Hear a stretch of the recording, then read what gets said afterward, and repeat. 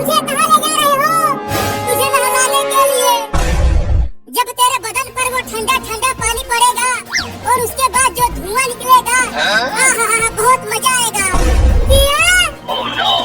हमें मम्मी ने कहा था तुम्हें पकड़कर घर लाने के लिए। नहीं नहीं, मैं नहीं नहाऊंगा। आज बहुत ठंडी है, छोड़ दो मुझे। तू कई दिनों से नहीं नहाया है, तुझसे बहुत बदबू आ रही है। अरे 2 महीना पहले ही तो नहाया था। अभी नहीं नहाऊंगा। आज बहुत कड़ाके की ठंड है, तुझे तो आज नहाना ही पड़ेगा। तुम दोनों ने भी तो कई दिनों से नहीं नहाया है, तो तुम जाके नहाओ, मैं नहीं नहाऊंगा। इसका बात मत सुन चिंटिया, बस इसे घर लेकर चल जल्दी। जब ये इस कड़ाके की ठंड में नहाएगा तब इसे मजा आएगा। मैं तो खूब हंसूंगी जब ये बर्फ वाला पानी से नहाएगा।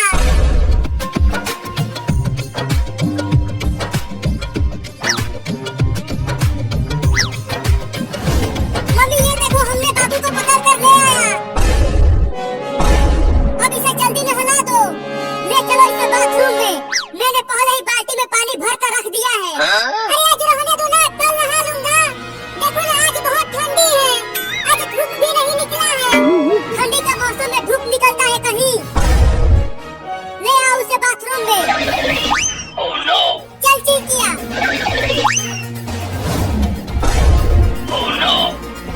मम्मी मम्मी, मैं बर्फ बन जाऊंगा। मम्मी छोड़ दो मुझे। मुंह बंद रख, आज तो तुझे नहला के ही मारूंगी। 2 महीना हो गया है तुझे नहाए हुए। अब उसे रख दो नीचे। अब तुम दोनों बाहर जाओ। मम्मी उन दोनों को भी तो नहलाओ, तुम खाली मुझे ही नहला रही हो। तुम्हारे बाद उन दोनों का ही नंबर है। चलो अब नहाओ। रुको, पहले पानी को छूकर तो देखूं कि कितना ठंडा है ये।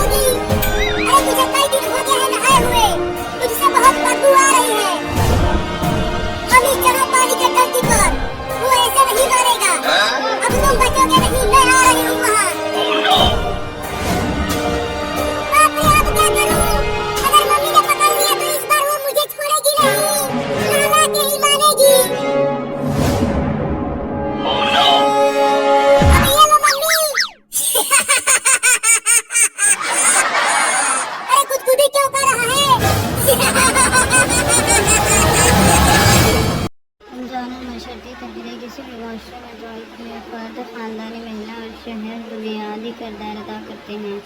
अगर फ़र्द सलाहियत और सच्चा हो तो इसके ताल्लुकात की बुनियाद में अदल पर होती है।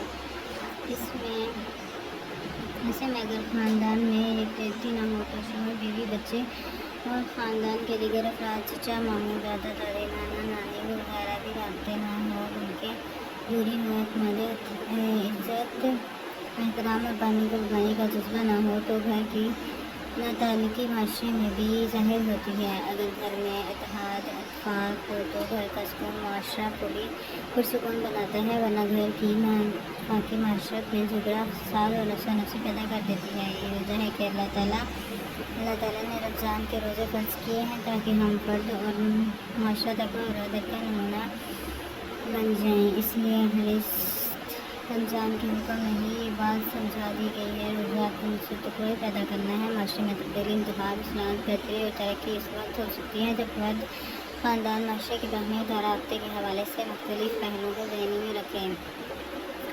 मिसाल के तौर पर इस्लाम के निज़ाम इबादत में गौर किया जाएगा। ये गुलनुमात होता है कि निज़ाम इबादत जिसमें रोज़ा बुनियादी अहमियत रखता है, एक फ़र्द, एक ख़ानदान और एक इर्द-गिर्द के अफराद की तरबियत, इस्लाह, नुमाइश करता है और साथ ही इन सब में बाहमी ताल्लुकात, कोऑर्डिनेशन, इंटेंशन और यकजहती पैदा करते हैं। इस्लामी निज़ाम इबादत एक नई ज़हनी रवायत पैदा करता है। बुखारी महसूस तौर पर एक फ़र्द, ख़ानदान और माशरे में इस यकजहती के नतीजे में वो तब्दीली पैदा करता है जो इस्लाम का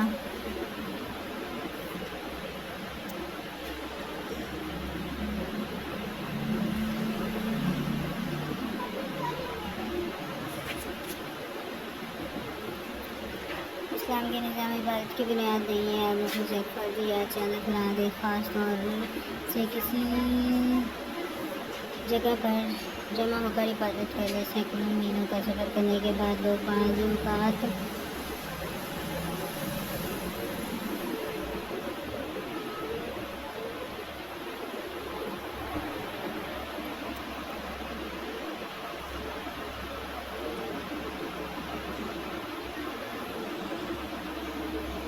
ज़्यारत करते हैं, इबादत खानों में जमा होते हैं और अपनी इबादत को मुकम्मल करते हैं। इस्लाम का मकसद महज इनफरादी इलाही और इनफरादी रूहानी जज्बा नहीं है, बल्कि इस्लाम ये चाहता है कि एक ऐसे इज्तिमात पैदा की जाए, एक ऐसा माशरा पैदा किया जाए जिसमें हर फ़र्द को यकसा तौर पर इस्लाम के असूलों का, इक़्तिदार का और मकासद का पूरा इल्म हो और इस पर अमल भी कर सकें। ये मकासद और ये असूल कुरान हदीस में वाज़ेह कर दी गई है। इस्लाम ये चाहता है कि माशरा ऐसा हो जिसमें अफराद की इनफरादियत और इज्तिमा की इज्तिमाइयत दोनों पर बरकरार रहे और फ़र्द इनफरादी हैसियत से जो खुसूसियात रखते हैं, जो सीरत रखता है, इसके इम्तियाज़ात हैं, वो बरकरार रहें, लेकिन वो जमात का एक हिस्सा बनते हुए पूरे माशरे को एक सुन्नत देने का फ़र्ज़ अदा करते हैं।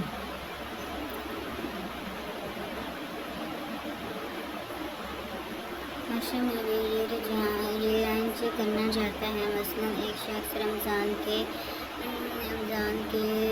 रोज़ों की वजह से पाबंदी वक्त की आदत डालता है कि ऐन वक्त पर सहरी ख़त्म हो और ऐन वक्त पर इफ्तार की जाए, लेकिन अगर ये सब कुछ करने के बाद ऑफिस देर से पहुँचे हैं और दोपहर का वक्त ख़त्म होने से काफ़ी पहले उठ जाता है। माशरती में कॉन्ट्रेक्चुअल पीरियड और मायदा के तहत वो अशिया फराहम करनी हो, उनके मेयार में फ़र्क करता है, तो इसकी ज़ाती नेकी का इस्लाम का कोई इज्जा नहीं होगा। एक हदीस से फरमाया गया है कि अगर एक शख्स रोज़े से हो और झूठ बोले या ग़ीबत करे या चोरी करे तो अल्लाह ताला को ज़रूरत नहीं है कि वो दिन भर भूखा और प्यासा रहे और ज़ाती इस्तग़फ़ार के तौर पर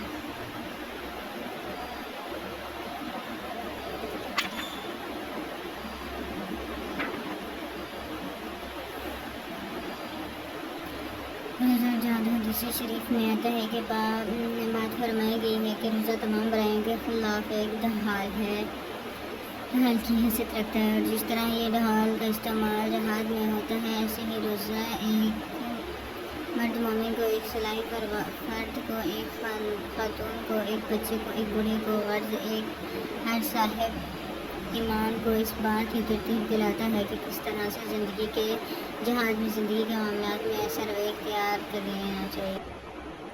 जहाज़ में ज़िंदगी के मामलात में ऐसे रवैया इख्तियार करें जिससे आसान तौर पर जो जहाज़ रियासत रियासत रवैया का नाम है, जिसमें अल्लाह ताला की रज़ा के लिए मुसलमान अपना माल, जान, वक्त, सलाहियत और सब कुछ लगा देता है और ज़िंदगी के तमाम मामलात में तमीर हैसियत तौर पर अमल की हिम्मत अफरोज़ी करता है। रमज़ान का पहला रमज़ाना सिर्फ भूख और प्यास और ख्वाहिशात नफ्स के खिलाफ जहाँ था, रमज़ान मुबारक में मशहूर शरीक और भाई के खिलाफ पहला जहाद मुतला भी था।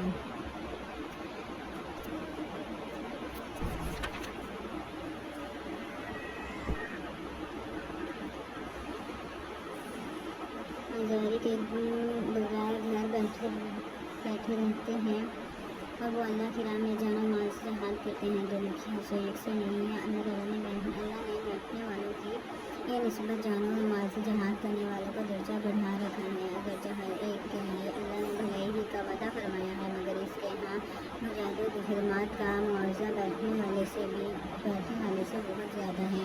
इस आयत मुबारक में कुरान करीम में अल्लाह ताला ने सवाल तमाम तस्वीर पर हुए इकट्ठा फेंक दिया गया कि मैदान जिहाद में शिर्क और कुफर के खिलाफ से खड़े होकर जान और माल के जिहाद करना असफल है और किसी गोशा को सुकून से बैठ कर अल्लाह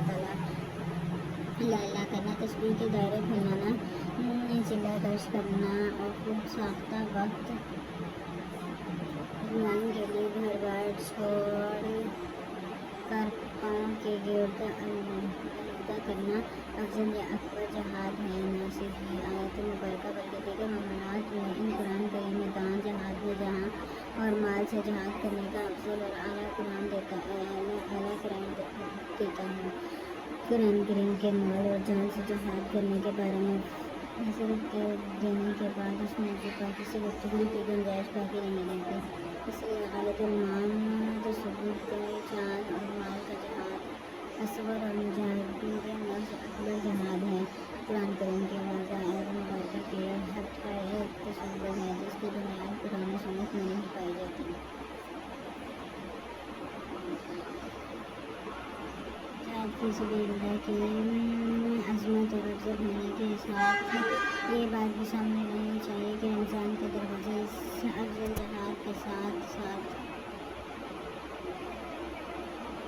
बहुत से मामलात से मुजाहिदीन और गैर तर्ज़ अमल के तौर पर करते हैं। इस सिलसिले में ताल्लुकात और फराद से निजात सतह हाजिरीन में ख्वाहिशात के खिलाफ जहाद करने की तरकीब करता है।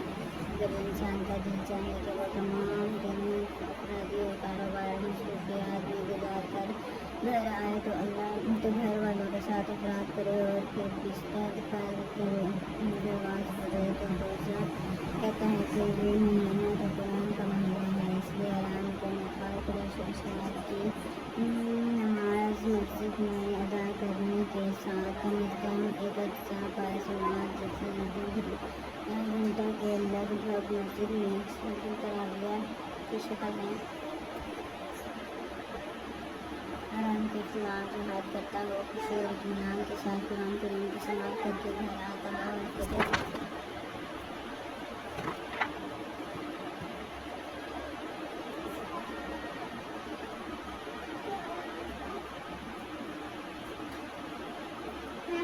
जिस घर की ज़रूरियत रखते हैं बिना तकलीफ लेकर मदीना में हुकूमत का तजर्बा ज़ाहिर करने के लिए काफ़ी था कि ऐसा रिश्तेदार का है कबीला और ख़ानदान को हिंदी महलिक के मदीने में इस्लामी रियासत में जो मजहबी निज़ाम कायम किया था, फ़िज़ा मक्का के बाद इस निज़ाम को अमल से ताकत आगे और नाफिज करने का मामला दरपेश हुआ। फ़तह मक्का का चैलेंज था और गर्मी भी क्या गर्मी को लड़ाई कवाई बीजों का दौर करना पड़ोस और दीगर शराब पर नस्बतों की बुनियाद पर खुद को दूसरों से लड़ाई तस्वुर करते थे। इस्लामी खबरों में आसान था।